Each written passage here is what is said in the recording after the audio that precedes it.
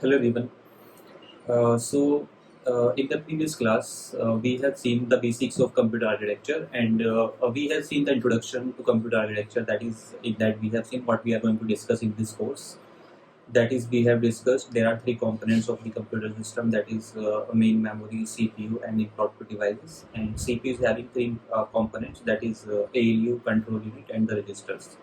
The registers can be divided into two categories. That is, data registers and address registers, or you can categorize them as general purpose registers and special purpose registers. So when we talk about data registers and address registers, for example, the registers which store the data, they are called as data registers. For example, your accumulator stores the data, that is a data register. MBR, or you can say MDR, stores the data usually, that is also called as data register. And for example, MAR is an address register because it stores the address, and your program counter is an address register because it stores the address of the next instruction. So we are going to talk about every component of the computer system in details. So we have started CPU first, and the main functionality of CPU is to uh, execute the instructions, right? So we have seen how instruction executes. That is, we have seen the instruction cycle, which consists of two subcycles. That is, fetch cycle and execution cycle. In the execution cycle, we have subcycles called as instruction decode, indirect cycle, then operand fetch, then performing the operation, and finally writing the result back to the register or memory. Right. So these are the subcycles of the instruction cycle. Now, in today's class, we are going to discuss about the instruction formats on the basis of type of machine and type of addresses we have in the instruction. But before that, we will see the system bus configuration, because we have a system bus, which is a communication medium between CPU, main memory, and corporate devices, which is connecting all these three components together. And in the system bus, you have address lines, data lines, and control lines, right? So we will be discussing about how to configure the system bus so that it can communicate, so all three components can communicate to each other, right? Hello everyone. In this video, we are going to discuss about the system bus configuration. So we know that all the components of the computer system are connected with a single communication medium, that is called the system bus, and we will see the configuration of the system bus in this video, and then in the next video I will be explaining about the instruction formats, and we will be categorizing the instructions on the basis of number of operands, or you can say number of addresses in the instruction, and then we will be discussing about the instruction types, instruction formats on the basis of machines. Right. So first, let us see the common communication medium that we have, and that is your system bus. Right. So we know that all the components of our computer system are connected with the single system bus, and this system bus is used to connect these major three components, that is CPU, main memory, and input output devices, right? So this system bus actually consists of three things, and there are three kind of lines in this system bus, and those three lines, those three categories of lines are your address lines, which are used to carry the address from CPU to main memory, and CPU to input output devices. So we have an address bus, we have a data bus, and then we have a control bus, or you can say control lines. So bus is nothing but simply a collection of lines, and each line can carry one bit of information, that can be 0 or 1, right? So address bus are used to carry the address, and data bus is used to carry the data, and address control bus is used to carry the control signals. So the size of these bus depends on the, for example, if we talk about address bus, so actually when we have a main memory, the size of the main memory depends on the width of system bus, of this address bus. If you have an address bus of 4 bits, this means that you can have a main memory of 2 to the power 4 bytes if memory is byte addressable. With 4 bits, you can have 2 to the 4 power addresses. For example, you can have 002 1111. There can be 16 addresses, right? That means we can have a memory of 16 bytes, so that we can give each address to 1 byte. So 16 bytes can be addressed with 4 bits. So that means the size of your main memory depends on the address bus, that is the width of the address bus. And the size of the data bus depends on the processor. If let us say you have a 32-bit processor, then this means that this indicates lots of things. If you have a 32-bit processor, this means that there will be lots of things that will depend on these 32 bits. For example, if we have a 32-bit processor, then the word size of this processor will be 32 bits. Word size means that this processor can process 32 bits in one cycle. Okay, in one cycle the processor can fetch 32 bits from the memory, and it can process 32 bits in one memory cycle, right, and one CPU cycle. So the size of the word depends on the processor. And then if we have 32-bit processor, that means we have the data bus of 32 bits. So the size of data bus depends on the processor. If you have a 32-bit processor, then the size of data bus will be 32-bit. If you have a 64-bit processor, then the size of the data bus will be 64 bits. And it's the size of the ALU, that means how many bits we can process on ALU will also depend on the processor. So that means the size of the ALU will also be 32 bits, and all the data registers will also be of 32 bits. For example, accumulator will be of 32 bits. Your data register, that is MDR register, will also be of 32 bits, right? And in the latest processors, we have a instruction of the fixed length. That means the size of the instructions in most of the machines will be equal to one word. So the word size in this processor is 32 bit. That means we do not have a single definition for the word. For example, we have a single definition for byte. Byte is of 8 bits. But we do not have a fixed length of the word. The word size depends on processor to processor. If you have 16-bit processor, then the word size is 16 bits. If you have a 32-bit processor, then the word size is 32 bits, right? And if this simply is telling you that all the general purpose registers will also be of 32 bits. Okay, you will be having 32-bit general purpose registers. So that means the size of the data bus depends on the processor, and the size of the control bus depends on the number of control signals. If in a computer system you have, let us say, 32 control signals, then you will be having a control bus which will be of, you can say, it will be of 32 bits, right? So each line will be representing one control signal. So commonly used control signals are read and write. For example, read and write are control signals which go from CPU to main memory. That they will tell you what kind of operation we are going to perform. So CPU can perform two kind of operations on memory and IO devices. So read and write, either you can read or write from the memory to memory, and you can read or write from the input device and output devices, right? So these are the commonly known as control signals. So let us see what problem we will be having when we have a single system bus. So in single system bus organization, there will be a problem of called as ambiguity. Why there will be a problem of ambiguity? Imagine that, let us say, CPU want to fetch something from the main memory. So CPU will be generating a memory request, and the form of memory request will be something like this. In the memory request, you will be specifying what you want to do and from where you want to do. For example, if you want to do read operation from the memory, then you will have to tell that from which location you want to read. For example, let us say CPU want to read from the location 2000. So 2000 we will put on the address lines. On the address lines we will put the address that will go to memory, and on the control line we will put the control signal, let us say read, right?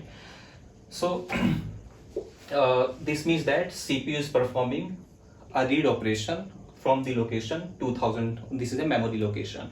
So this is a memory request. And if you want to perform the write operation, then you will be sending three things. First thing is what data you want to store. For example, you want to store the value 30. So this value 30 we will put on the data lines, and address where we want to write it. So in the memory you want to write this onto the 1000 location. This will be put on the address lines. And let us say we want to perform the write operation. This will go on the control lines. So like this, for read and write, the memory request will be generated like this by the CPU, right? But the problem is that when CPU will send this memory request will also go to IO devices, and this memory request will also go to main memory, right?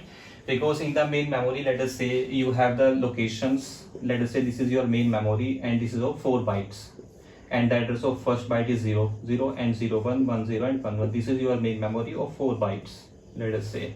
And let us say you have 4 input output devices, and each input output device will be having a port address.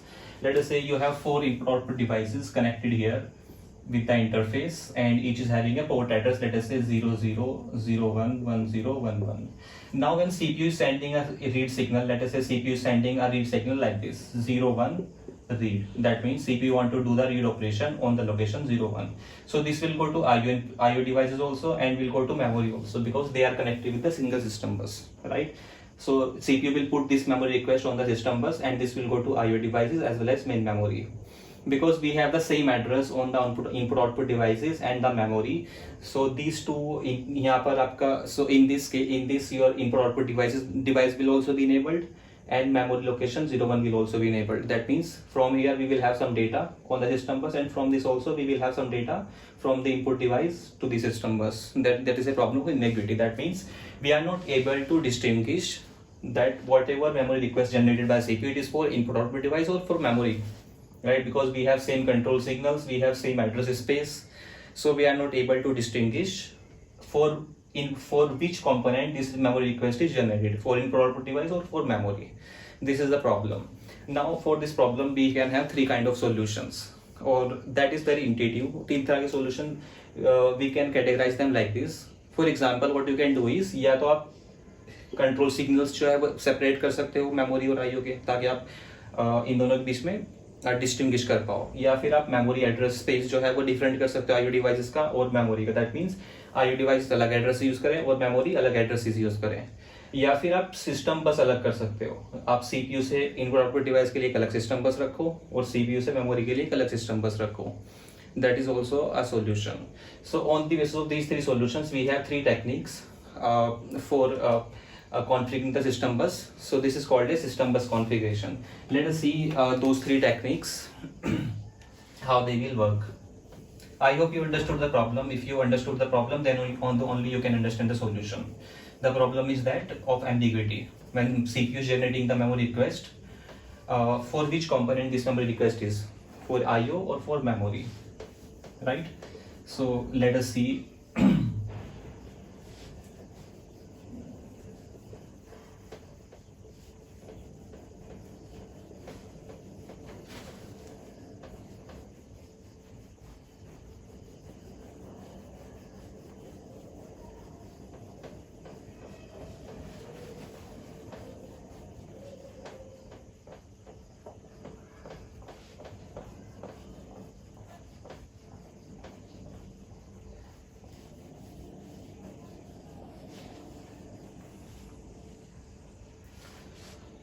So for system bus configuration, we have three techniques to solve this problem of ambiguity. We have three techniques, and those three techniques are known as, number one is your IO processor, input output processor. Second technique is called as isolated IO, or you can say IO mapped IO. Isolated IO, or this is also known as IO mapped IO. And the third technique is called as memory mapped IO.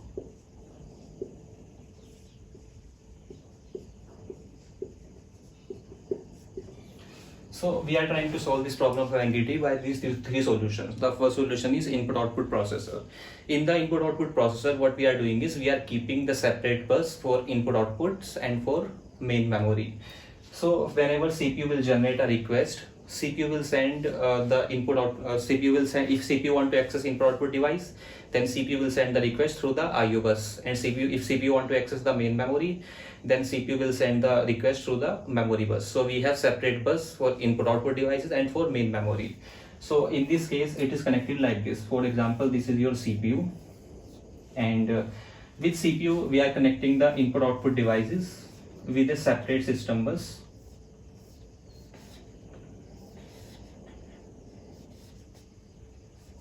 So let us say this is your input output bus, and then we have a separate bus for main memory. Let us say this is your main memory.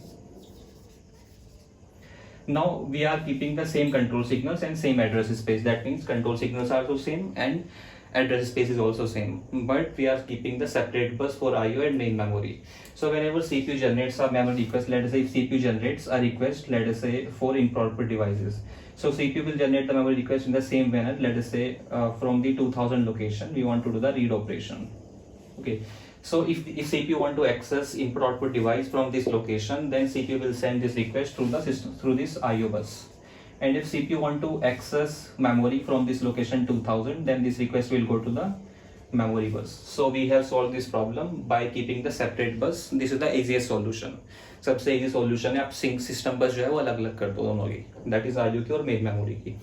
But problem क्या होगी, again the problem is that it will be very expensive because you have to keep separate bus, because we had only one system bus that was easier, but now if we keep the separate bus that will be a costly solution, right? Then second solution is called as isolated IO. In this we have separated the system bus, we are calling them IO bus and memory bus. In the second solution, so this is the first solution, that is IO processor. Then the second solution is that is your isolated IO. In the isolated IO what you are doing is you are separating the control signals. आपने कहा let us say we are having the same system bus and we are having the same address space, but now we are separating the control signals. So this is your system bus, and with this system bus you have again these three components connected, that is your CPU, main memory and input output devices, right? So we have the same system bus and same address space, but now what we are doing is we are separating the control signals. पहले आपके पास में दो ही control signals, that was read and write, right? Let us say read is a active low signal. So we have two kind of control lines, we have two kind of pins that we will see in microprocessor subject, that is active low and active high. Active low means that this line which is having the bar above the control signal, that is called as active low. Active low means that this will be active on 0. Okay, this will be active on 0 and this will be deactivated on 1.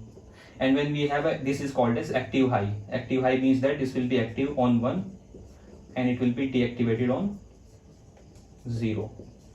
So we have two that means we can this kind of lines are called as simply dual lines, or you can say dual pin, because we can get a single functionality, we can get two functionality from a single line.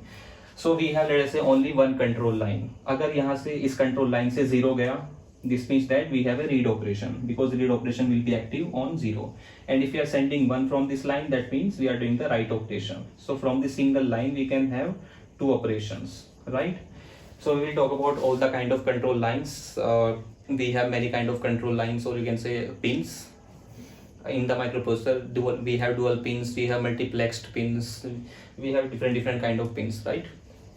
So what we are doing is now in the isolated IO, if let us say CPU want to perform some operation with the input output devices, then CPU will generate the control signal for input output devices. Now we will not have only read and write control signals, now we will be having 4 control signals. That is, we will be having IO read and IO write. Then we will be having memory read and memory write. There will be 4 control signals now. So if CPU want to perform read operation on the input output devices, then CPU will generate the request in this form. CPU will generate the address and then it will tell that I want to perform IO read operation. That is, this read operation need to perform on IO devices. And if CPU want to perform the read operation on memory, then CPU will generate the request in this form. Address from where it want to perform the read operation, and then simply memory read. That means CPU want to perform the read operation from the memory. So on the basis of control signals, these control signals will also go to IO devices and will also go to main memory. But main memory will simply reject it, because this control signal is for IO devices. So only input output devices will be enabled. The memory will not be enabled on this control signal, because this control signal will correspond to the IO devices, right? This is called as isolated IO. In this we are separating the control signals. Now the third thing is very obvious, that is we need to separate the address space. यहाँ पर हमने addresses same रखे, हमने bus same रखी, but हमने control signal अलग कर दिए. यहाँ पर हमने control signal same रखे, memory addresses same रखे, but यहाँ पर आपने control bus same, memory bus same different कर दी, right? Then we have a third technique which is very obvious, that is memory mapped IO. In this what we are doing is we are giving separate addresses to the memory locations and to the IO devices. So in this what we are doing is, see this.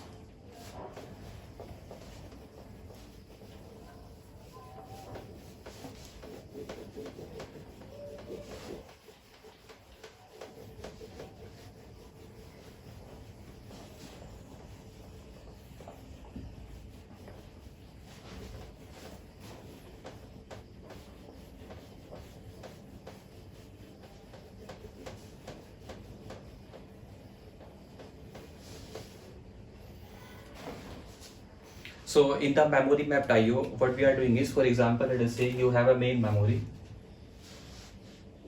Okay, let us say you have this main memory which is of 8 bytes. Let us say we have 8 locations. This memory is of 8 bytes, right? And each byte will be having a separate address. That means we will require 3 bits to uniquely address all these 8 bytes, right? So let us say this is having 000, 001, 010, 011, 100, 101, 110 and 111. These are the addresses of these memory locations. In the memory mapped IO, what we are doing is, we are saying that if let us say you have 4 input output devices. Okay, let us say you have 4 input output devices. So for the 4 input output devices you will require 4 addresses. तो आपने क्या किया, अपने 4 addresses main memory से लिए. For example, let us say we are saying that we are taking these 4 addresses. Okay, we will disable these 4 addresses from the memory. That means you cannot perform read or write operation on these locations. So these 4 addresses will be given to input output devices. For example, let us say this is your IO module, and with this IO module you have 4 input output devices. Let us say IO1, input output device 2, input output device 3, and input output device 4. You have these 4 input output devices. So this address, that is 100, will be given to this particular input output device port address, and then 101, 110 and then 111. These 4 addresses will be given to these 4 input output devices. This means that you cannot perform in memory read or memory write operation on these 4 addresses. So what you are doing is, you are taking the addresses. If let us say you have 4 input output devices, then you will require 4 addresses. So you are taking those 4 addresses from the memory, and then you are allocating them to the input output devices. This means that these addresses will be disabled from the main memory. You cannot perform read or write operation on these 4 locations. आपको समझ में आ गया होगा. That means it is having some disadvantage, and the disadvantage is that although we have 8 byte of memory available, but we can store the data only on 4 locations, right? So these 4 locations will be for main memory, right? These 4 locations will be for main memory, and these 4 locations will be for IO devices. So you have 8 bytes of memory, but still you can use only 4 bytes because these 4 addresses are given to input output devices. This means that now CPU will generate the memory request. If CPU generates any memory request, so CPU, it generates the request like this. Let us say CPU want to perform the read operation from the location 001. Then this will be for main memory, because this address corresponds to the main memory address space, right? And if the CPU generates, let us say 110 address, then we know that this address belongs to the input output devices, right? So this will be for input output devices. So we are keeping the same address, same system bus. We are keeping the same control signals, but now address is separated. The disadvantage is that if you have, let us say 1024 input output devices, then you will require 1024 locations. That means these 1024 locations will be disabled from the main memory. You cannot use these locations, you cannot use these addresses to manipulate the memory, to store the data or to read the data from memory from these locations. So for input output devices, you will be having these 4 locations, right?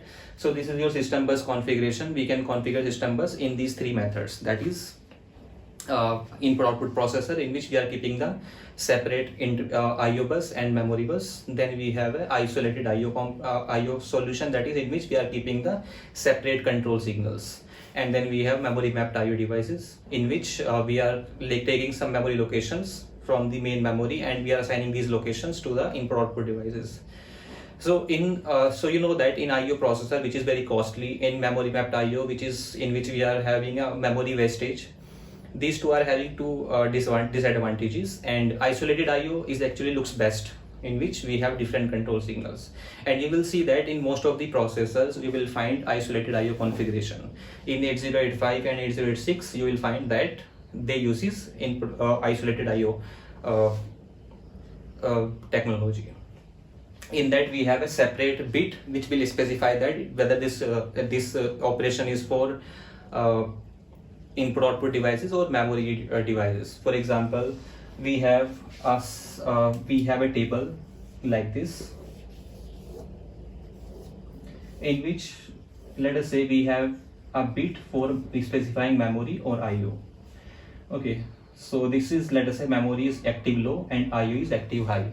Then we have read and write control signals. Okay, so if we have 0 here, this means that we are performing the operation on memory, and let us say we have 0 here and 1 here. Okay, and this is the configuration in which you can say that this operation will be when we have 0 0 1 on these 3 control lines. This means that this is a memory write operation, because we are enabling write operation here and memory here. That means it is a memory write operation. When we have 0 1 0, this means that we are referring to memory read operation, right? Because we are enabling read operation here and memory here. If we have 1 0 1, this means that it is a IO read operation. Okay, this is IO read operation. And if we have 1 1 0, this means that it is IO write operation. So this is IO write operation. So 101 means, so 1 means we are enabling IO device, because IO is a active high signal. Active high means that if we have 1 on this line, then we will be activating input devices. Then we are activating write operation, that means it is a IO write operation. And this is IO read operation. So we can separate these control signals by using an extra line. We can use an extra control line to distinguish between memory and IO. And that can be a dual pin. Dual pin means that it can perform 2 kind of operations, that is on memory or IO devices, right? So this is system bus configuration. Let us start now instruction formats in the next video.